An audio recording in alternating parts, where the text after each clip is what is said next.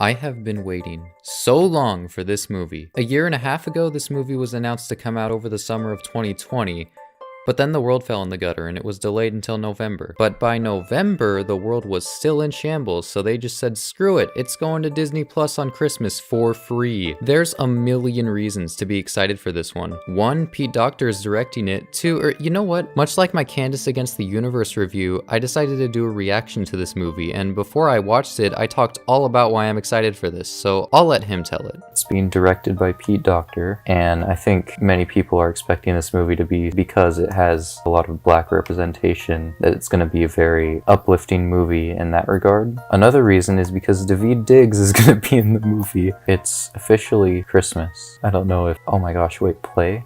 Already. Alright, let's go. Now that all that's out of the way, spoilers await in the great beyond of this video. You have been warned. So, I'ma be honest, after my first watch, I really wasn't feeling it. The soul lore felt confusing and unnecessarily complicated. The Freaky Friday switcheroo with the cat was just...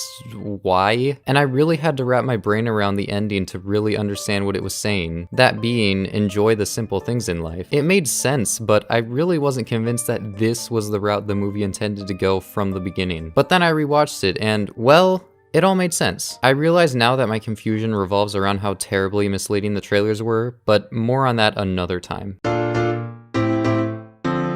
This is a great movie that houses a very impactful message for people who are driven by their passions and purposes in life. For Joe, it was music. He wanted nothing more than to play music for a living. He likes his part-time band teaching job, but he knows that this isn't what he's meant to do. He's meant to play, and when he finally gets the opportunity to play full-time in his favorite band, he doesn't know how to respond. For all his life, he's been disregarding anything substantial because he's had his eyes set on one thing in his life: to play music. But what do you do once you've reached there? Is it really enough to keep you happy for the rest of your life? And that's when Joe realizes that he's been living wrong the whole time. He's been stuck dead set on one task for his entire life instead of looking around and enjoying the little things that make his life so great. It's hinted only subtly, but Joe is a lost soul. The moment Joe allowed his purpose to be the one thing he wants from his life, he became sucked into it with nothing on his mind but gotta play music, gotta play music. He is no different from the stocks dude at the beginning. It's definitely not what I was expecting, but it all makes sense when you take a step back and look at it.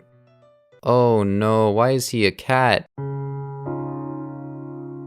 So yeah, the cat stuff felt really dumb to me at first, but once I started to see where they were going with it, I understood why it needed to happen. I just wish it was executed a little differently because it really messed with the tone. The scenes that follow all serve some sort of purpose in making 22 understand why life is worth living and to making Joe understand why he's been living his life wrong. The barbershop scene is probably one of my favorite examples of this because both 22 and Joe realize the same thing. You don't need to pursue your purpose to be happy. All the little parts where 22 is just discovering life is great because for Joe, he just wants them to get to the half note on time. Remember, he's a lost soul. He doesn't have time for 22 to be messing around. But of course, someone new on Earth would probably be very interested in every single little thing. I mean, why do you think kids are so curious? And since 22 is basically a child since she's had no experience with life, society, and unspoken social rules, she breaks every single one of them to prove that this is what living is about. I find the tailoring scene with Joe's mom to be really interesting because when Joe drops the ball that if he were to die that day, he thinks his life would be meaningless, instead of his mom just telling him, your life isn't meaningless, you're just too stuck up on one dream, she actually lets him go to the gig and gives him his dad's very nice suit. If Joe were to take the full-time position at the middle school, Joe's mom would be the only one who would feel proud of him. But Joe wants more with his life, and this is what Joe's mom realizes at this very moment. Joe doesn't care about having a secure job, he just wants to be happy doing what he loves. So his mom decides to give him that happiness that she feels for him. I really wish we learned more about this aspect because I think it's so interesting that she gave him the suit considering it almost contradicts the main point of the movie if you really think about it. And finally, we have the scene that Joe has been waiting for his whole life. Dorothea Williams officially signs him onto the quartet after just one performance and he just doesn't feel anything.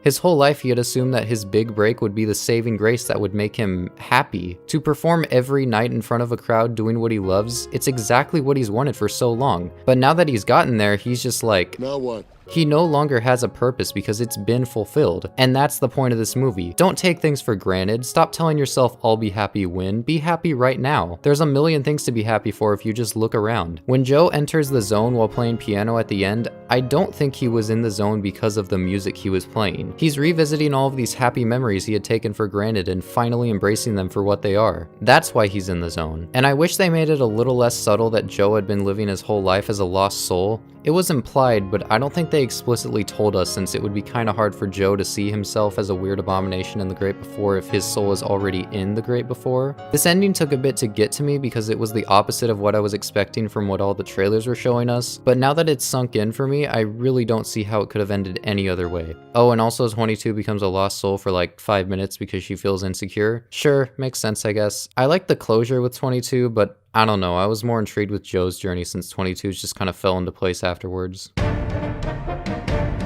So here's a compilation of a few more things that I liked about the movie that I couldn't really fit into one segment. I really like the soundtrack. I've been listening to it non-stop since the movie came out. I love how it's a mixed bag of either jazz or atmospheric electronic music depending on if they're in the Great Before or New York City. The ominous song that plays right as Joe is dying at the very beginning is just terrifying. And I really love that they gave Terry his own theme song. Honestly, he's probably my favorite character in the movie. Wait, no, I take that back because Thomas Jefferson is in this movie. What? I love Daveed Diggs' part. It's tiny, but it's perfect for him, and honestly, I just love his voice, so I was really happy to hear it in this movie. I love how Joe's posture is noticeably different when 22 is navigating him as opposed to Joe. This may be controversial, I don't know, but I thought The Great Before was super interesting. Interesting in the same way that the human brain is in Inside Out, or even the internet in Ralph Breaks the Internet. I'm gonna die with this take, but Ralph Breaks the Internet? It isn't that bad. It explains everything, like why some people are living their dreams and others aren't, and it finally gives me an explanation as to why I'm so insecure. Thank you, Pixar, much appreciated. So yeah, I was really stuck up on the cat stuff at first. No, he's in the cat. Are you kidding me?